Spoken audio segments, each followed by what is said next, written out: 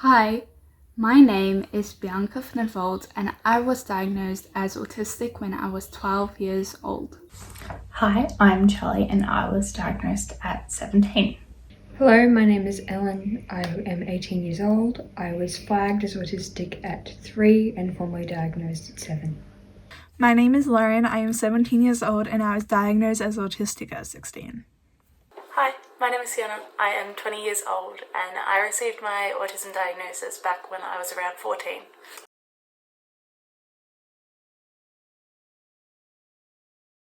Well, I have learned quite a lot of things about being autistic in the last couple of years. But what I would like to share with young people is that you are most definitely not broken by being autistic. You are loved, you are worthy, you are accepted in this world.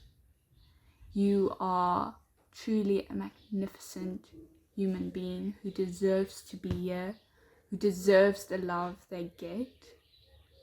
And I would also like young autistic people to know that just because there are people higher up the social hierarchy telling you that they know more about autism doesn't necessarily mean they do, because a lot of these professional people only know the textbook answers. They do not know what it's like living as an autistic individual in this world. So when you're gonna face a lot of injustice in this world, where you're gonna feel a bit overpowered, but just know by self-advocating you can have a voice, and you most definitely have a voice. Just because there are people who think they know more doesn't necessarily mean they do know more. It's not always easy growing up autistic, but you're not alone. There are lots of people, groups and organisations that want to support you to reach your full potential. You are not alone. There are so many people in this world who are just like you and who will love and cherish you for your true authentic self. School is not forever. School life is not forever. School friends are not forever, and you don't have to cling on to those old relationships just because it may be difficult for you to form new ones. I promise you, wherever you go in life, you're going to find people who love and care for you. And the world is so much bigger than what you have learned in school and you are capable of so much than what you have been taught you are, especially if you're put into a surrounding where you are able to express your autistic needs and have those accommodations.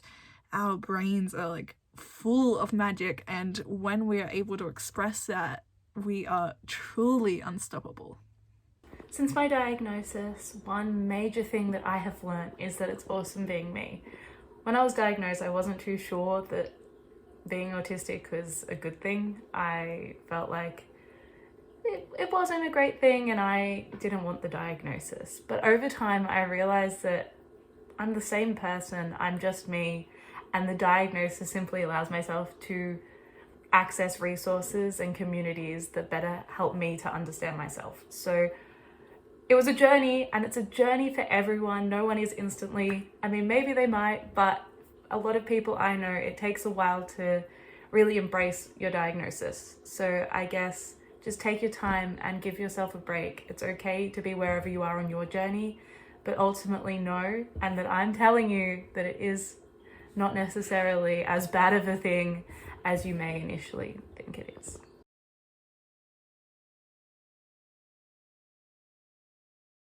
I would say the most important thing, if I had to bring it down to one thing, the most important thing is for teachers to know their autistic students.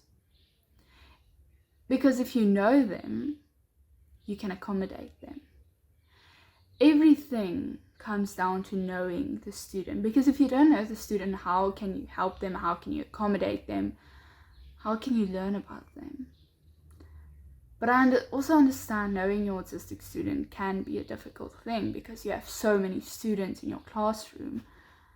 But it's the effort that counts. For example, I have this amazing science teacher, And I've had him now for 5 years, and he puts in so much effort to get to know me and other students.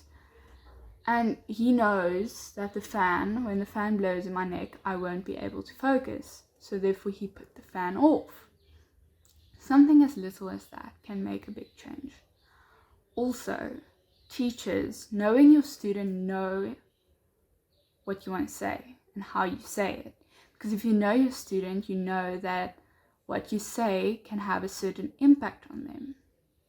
Because what you say will be remembered by the student. So be careful.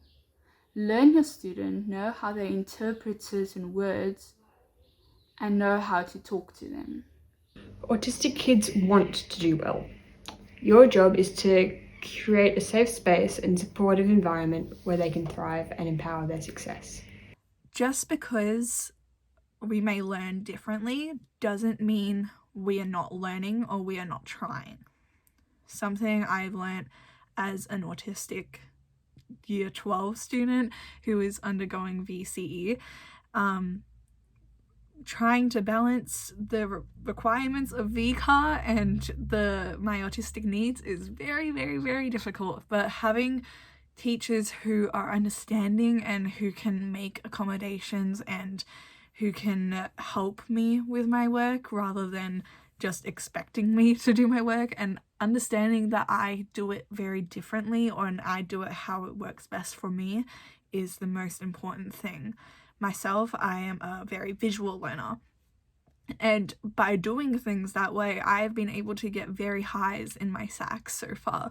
And I think it's the most important thing is just talking to your autistic students and seeing how things work for them, or if they aren't able to talk about it, just observing and noticing what works and what doesn't. Don't force them into a tiny box that you have learnt how to teach.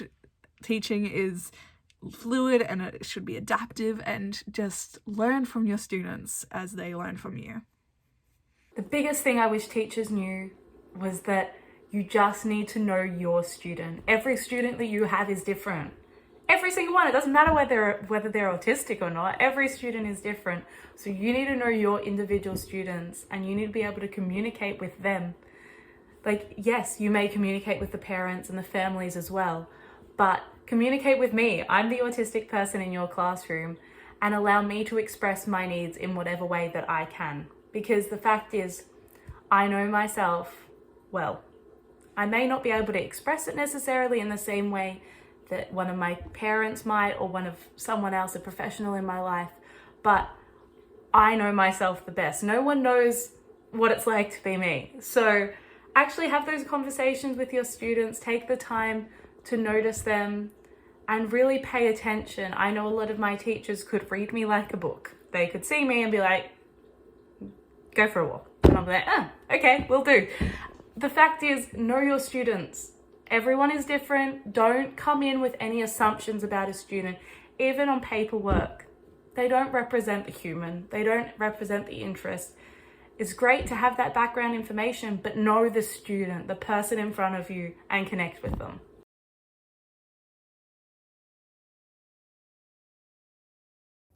So I am privileged to be in a school with accepting teachers who accept me being autistic. But I often struggle with my peers, because they do not necessarily understand what it's like being autistic, because they are not autistic, and teenagers are very much self-absorbed. I have figured that out. And I would like other kids to know that I am struggling, really struggling, but I'm trying. And I feel like that counts more, the fact that I'm trying. Because if I wasn't trying, I would understand why you treat me badly. But when I give my everything to a friendship, when I try to make friends, I would like to be accepted, I would like to be included, I would like to feel like I belong somewhere. And I think a lot of autistic young people feel like that. I would like them to know that I work extremely hard to fit in, but I let myself be who I am. That's something I'm really proud of. I allow myself to be who I am. But I would like them to know that just because I do that doesn't mean I don't want friends, or I feel content with myself, because I do feel content with myself about being myself and everything. But I would still like to have friends, you know? I would like to feel appreciated. I would like them to understand what I'm going through, but that's difficult for younger people to do. I would like them to know that just because I'm different doesn't mean you don't have to come near me, or you have to feel sorry for me. Like, please don't feel sorry for me, because I'm autistic. It doesn't mean I'm broken. It doesn't mean I have an illness. It means I have a disability, and I would like the world to see it as a disability. Because whenever you say it's an illness, people think you can either catch it, or it's contagious, and that's probably the same thing, or that it's someone you need to stay away from. I don't want to be that person that people want to stay away from. I want people. I want my people.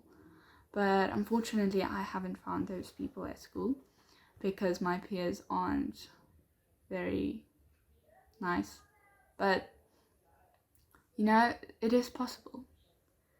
And I feel like if students peers understand their autistic peers, it would be easier. I want the other kids I went to school with to know that their words and actions hurt, that I was also just a small child trying to figure life out, and that the subtle segregation and bullying was not what I needed. Even 15 years on, I can still remember some of your words that were said to me at 5 years old as a preppy in the small school playground, and unfortunately those words have stayed with me and shaped me. I had convinced myself I was an alien before I even knew who I was to begin with, and that there had to be some reason why everyone else spent all day eagerly looking forward to lunchtime, whilst I dreaded the sheer thought. Turns out there was an actual name for the feeling I labelled alien, but I wouldn't come to know that until I had been exited from education. I spent a lot of time bouncing back and forth and overanalyzing 11 years worth of interactions I accrued in my time at in-person school, trying to figure out whether the problem was me or them, before having to shut that box with an undetermined answer. But in spite of the not so great experience, I'd like to make note of the kids I barely met who went out of their way to make my life manageable during the hardest period of my life, swapping lockers with me so I was at the end of the bay and didn't have to wrestle shoulder to shoulder as the music counted down to the next class, or helped flag down a teacher for me when I was on the verge of a meltdown but too anxious to put my hand up. These students made me feel so incredibly seen at the times I felt the most invisible. Don't be an ass. We need connection and genuine friendship just like anyone else, and a bit of kindness goes a long way. Through my own primary school years, I was bullied and isolated, and that did lead to me having negative self-esteem for a long time.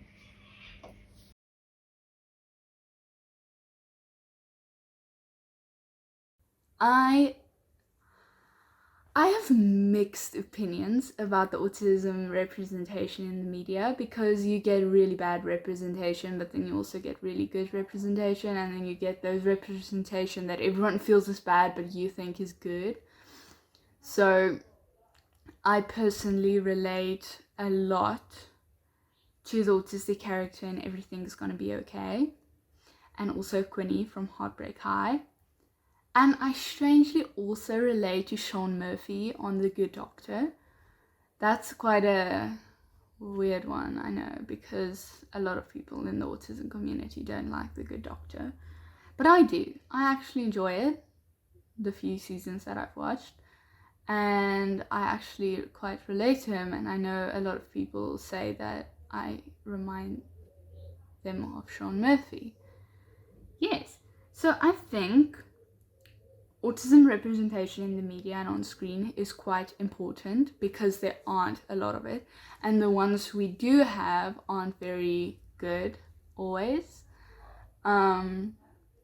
We have a lot of misrepresentation, I must say, and misrepresentation from the past that we have to fix now because of the disaster it caused.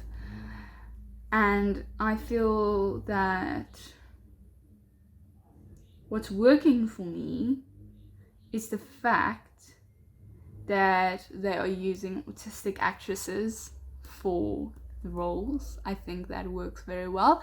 I still want to see autistic directors and filmmakers more in the media, because I don't hear of it a lot. I'm not even aware of any, really. I would like to see that more, because personally, I'm not an actress, but I love behind the scenes of filmmaking, and I would like to see that more, because that was, at a time of my life, something I wanted to do for a living. Yes, things are working, but things are not working. What's not working is wrong representation, like music, and atypical isn't the best, but I know of a lot of people who quite relate. But there's also a lot of hate cannons who we think are autistic, which I love, but I wish sometimes people would just say, okay, they're autistic, and then we move on, because there are so many people the autism community relates to, which we can't always say are autistic because they weren't created as autistic, but they have all the autism characteristics or traits that we relate to. The best person, in my opinion, on screen and in social media is Chloe Hayden, who plays Quinny on Heartbreak High. Chloe Hayden as a person is incredible. I love her so much. I had the honor of meeting her last year, and it was like the best day of my life. I love her. I've literally got a book right here. If you have not read this book, I very recommend that you do that. I've got a few of it around my room. Her advocating for autism is just incredible. It's the first time that I've truly felt seen and heard in social media and on screen in Heartbreak High. Quinny is literally me. I cried so much while watching Heartbreak High in her scenes, because the representation of her social struggles and the sensory needs is incredible, and the non-verbal episodes are just, I could go on and on and on. I love her so much, and everything Chloe does is so dear to me, and I'm going to cry if I keep talking about it. But yes, Chloe Hayden and Quinny is the most incredible autistic representation I've ever seen, and I can't wait to see more from her.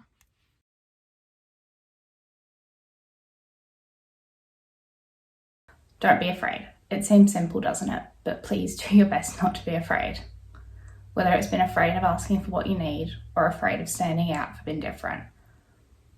Fortunately, more and more supports are becoming available, and they're there to help you. But most of the time, they'll only be there if you ask for it. Be confident and don't feel bad about accessing a support you need or speaking up for yourself. Clearly state what you need, and if you need to, get someone you trust to back you up. It's important to be assertive and to never forget that you matter as much as anyone else, and that you should never feel bad when receiving reasonable accommodations. Saying this, self-advocacy isn't always easy, and it can be intimidating. Asking for help, such as preparing a statement and planning out a conversation in advance with others, is a good tool for this. Self-advocating is a really complex skill that took me quite a long time to develop, especially being a female in society. You are kind of brought up where you apologize a lot. My school used to tell us off all the time because we would apologize for things that we really didn't need to apologize for.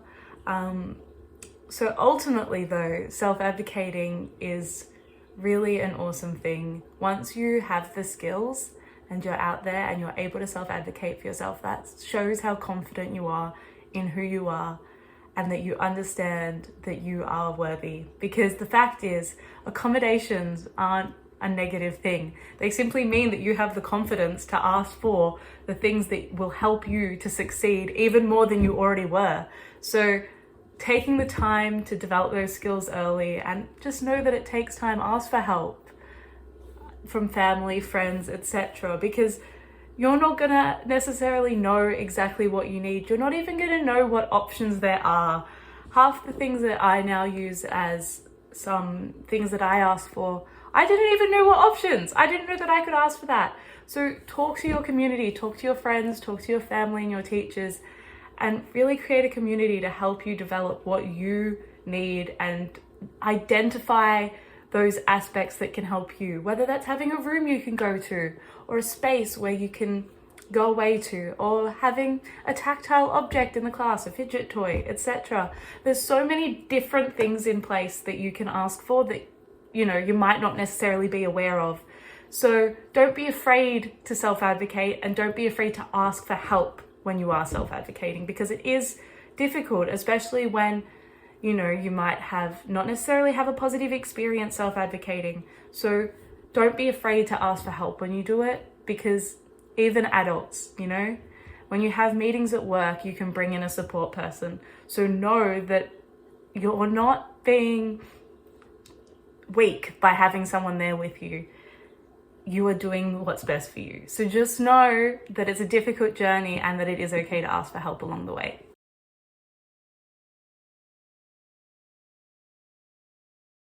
It's not always easy to navigate social situations, school or otherwise, and sometimes the most valuable help that can be offered is knowing our support network is there for us, especially in our younger, say 5 to 15-year-old years.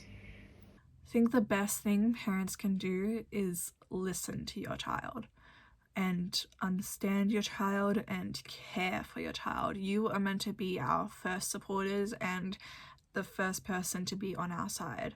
Don't shame us for our needs and for things that are way beyond our control. When we're put into a situation that is for us and given the ability to go into our special interest and learn the way we want to learn and do things we want to do, we are going to flourish and it's going to be incredible. But you need to give us the opportunity to do that. You need to allow us to not have to suffer through experiences just because it's the norm. Listen to your children and communicate both your needs and their needs and figure out what works best for you.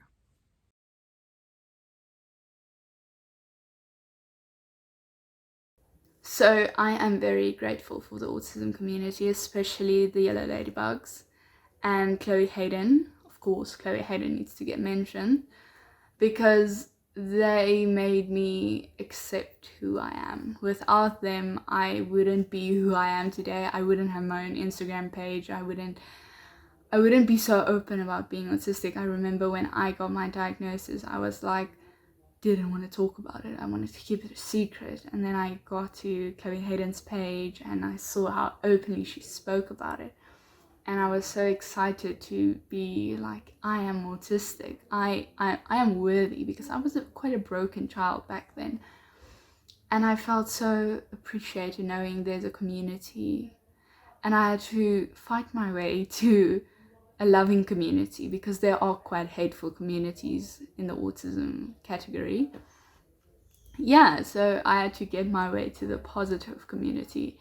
And then I got Yellow Ladybugs and I totally love the idea and everything. And then I found this conference and I loved it because I learned more about myself, and I love learning about myself. I love exploring who I am.